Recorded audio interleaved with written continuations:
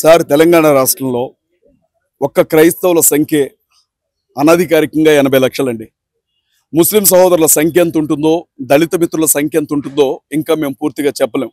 కానీ రాష్ట్రంలో దాదాపు 30-40% ఈ మూడు వర్గాల ప్రజలు ఉన్నప్పుడు మాకు అసెంబ్లీలో సమానమైనటువంటి ప్రాతినిధ్యం కావాలి. అసెంబ్లీలో మాత్రమే కాదు, పార్లమెంట్లో కూడా మా వాళ్ళకి సమానమైన ప్రాతినిధ్యం కావాలి. వాళ్ళు జై శ్రీరామ్ అని ఎంత ధైర్యంగా సంతోషంగా చెప్తున్నారో మా వాళ్ళు అల్లాహు అక్బర్ అని అంతే సంతోషంగా చెప్పుకోగలగాలి. మా వాళ్ళు కూడా యేసుక్రీస్తు ప్రభు గురించి అంతే ధైర్యంగా మాట్లాడగలగాలి. దళిత మిత్రులు కూడా ధైర్యంగా గుడిలోనికి వెళ్ళగలగాలి. సైనింగ్ అథారిటీలో మా వాటా ఎంతో మాకు ఇచ్చి తీరాల్సిందే సార్. మేము స్పష్టంగా చెప్తా ఉన్నాం.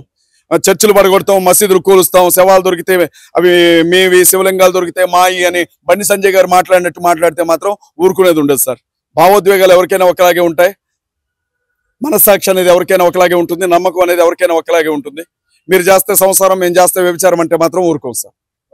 సిఎండిఎఫ్ గతంలో తీసుకురాంది ఇప్పుడు ఎందుకు తీసుకొచ్చారు? సిఎండిఎఫ్ అనేది 4 సంవత్సరాలుగా మేము పనిచేస్తున్నాం సార్. 4 ఏళ్లుగా మేము పనిచేస్తున్నాం. కొన్ని నెలల క్రితం మాత్రమే రీసెంట్ గా రిజిస్ట్రేషన్ కార్యక్రమాలను పూర్తి చేసుకున్నాం. ఆంధ్రాలో కమిటీలను ఏర్పాటు చేసాం, తెలంగాణలో కమిటీలను ఏర్పాటు చేస్తా ఉన్నాం. దాదాపు ఆంధ్రాలో 175 నియోజకవర్గాల్లో క్రిస్టియన్ ముస్లిం దళితుల ఆత్మీయ సమ్మేళనాలను ఏర్పాటు చేస్తున్నాం. తెలంగాణలో 119 నియోజకవర్గాల్లో క్రిస్టియన్ ముస్లిం దళితుల ఆత్మీయ సమ్మేళనాలను ఏర్పాటు చేస్తాం. నేను స్పష్టంగా చెప్తా ఉన్నా, అందరం కలిసి ఉందాం, అందరం కలిసి ఉందాం. మేము ఎవరి మత విశ్వాసాన్ని కించపరచం, ఏ దేవీ దేవతల్ని కించపరచం, ఎవరిని కూడా అవమానించం. దయచేసి మమ్మల్ని బ్రతకనివ్వండి.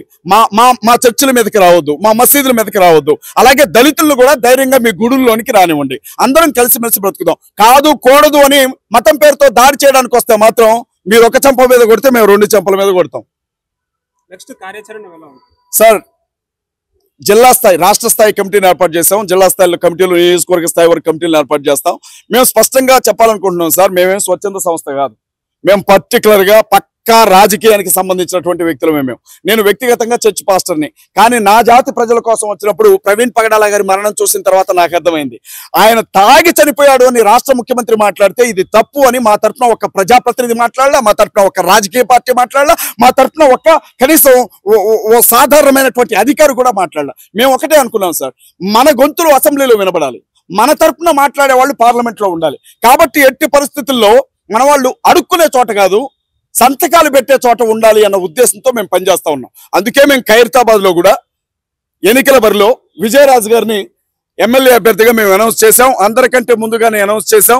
నేను చెప్తున్నాను సార్, ప్రతి చర్చి దగ్గరికి వెళ్తాం, ప్రతి మసీద్ దగ్గరికి వెళ్తాం, ప్రతి దళితుడి కాళ్ళు పట్టుకొని అడుగుతాం, ఈ ఒక్కసారి బీజేపీకి ఓటేయకండి, కాంగ్రెస్కి ఓటేయకండి, మనల్ని మోసం చేసిన, మనల్ని పట్టించుకొని, మనల్ని చంపినా మాట్లాడి ఈ పార్టీలను అసలు పట్టించుకోవద్దు, సిఎండిఎఫ్ అభ్యర్థికి ఓటేయండి అని మేము అడుగుతాం సార్.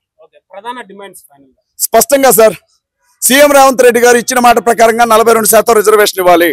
ఇవ్వకపోతే మాత్రం రాష్ట్రంలో ఉండే బీసీలందరినీ కూడా రిజర్వేషన్ల పేరు చెప్పి మోసం చేశాడని అన్ని పోలీస్ స్టేషన్లో కంప్లైంట్ ఇస్తాం, చీటింగ్ కేసు పెట్టమని సీఎం రేవంత్ రెడ్డి గారి మీద.